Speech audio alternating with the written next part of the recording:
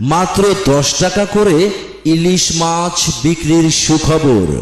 আমরা গরিব মানুষ, একটা মাছের আশায় আইছি আমরা পাইলাম না কে। আর মাছটা দিল কিনা তার বিচার হবে, ভোট যদি দাঁড়ায় তারপরটা দিব না, তারা আরো ফিরেবো। মাছ নিয়ে তারা খালি লাইনে দাঁড়াইছে, লাইন বাদ দিয়ে আবার কেটে আসে। তাকে সব কিছু তারা নিয়েছে, তারা নিতে পারে তারা একটা পায় নাই। কেউ 10 টাকা নিয়েছে, কেউ 20 টাকা নিয়েছে, একটা পায় নাই। এগুলো বুদ্ধি, সাধারণ বুদ্ধি জনগণ মারার জন্য। ইসে বলছে মাছ দিব বুধবারে 8টার সময় থেকে শুরু করবো, মাছ নিতে আইছি। স্বামীরও কামে যাবের দিনে, তাই মাছ দিয়ে লাগছে 10 টাকা করে, এক কাপ চা পাওয়া যায় না 10 টাকার। তাই আজকে কামে যা লাগবো না, তো পোলাখান মাছ ভাত খাবার যাওয়া লাগছে, তাই যাও। তাই হ্যাঁ কামে যায় না, আজকে একটা মাছ পেলাম না কোনো সে।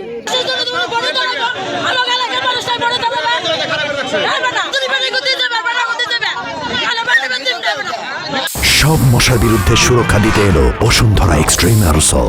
মশার বিরুদ্ধে এক্সট্রিম সুরক্ষা।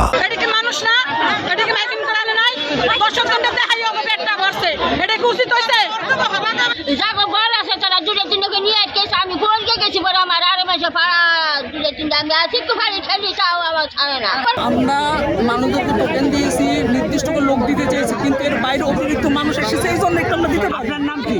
আমার নাম মুফতি রায়হান জামিল, ফটিকপুর 4 আসন স্বতন্ত্র এমপি প্রার্থী। এখানে মানুষ একটু ভুল বোঝাবুঝি হয়েছে, অনেকেই তারা মনে করছে যে এখনো দিবে, কিন্তু আমাদের তো অলরেডি শেষ।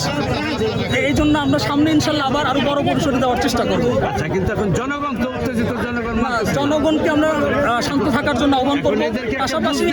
পাশাপাশি আমরা সামনে আরো বড় উদ্যোগ নেবো ইনশাল্লাহ। তখন আপনারা আসবেন, আমরা খুঁজে অসহায় গরিব মানুষদেরকে বেছে ইনশাল্লাহ। যে টোকেনে দিবেন, তাহলে আপনি যে সারা উপজেলা করে মাইকিং করালেন কেন? সারা উপজেলা মাইকিং বেছে মানুষদেরকে দিয়েছি, বুঝছেন? আপনি টোকেনে দিলে দিবেন, আপনি গ্রামে নেমে নির্দিষ্ট কিছু লোকজন আমরা দিয়েছি বলে দিবেন, গরিব অসহায় মানুষ থেকে। কিন্তু এই যে মাইকিং করে হাজার হাজার লোক জড়ো করছেন।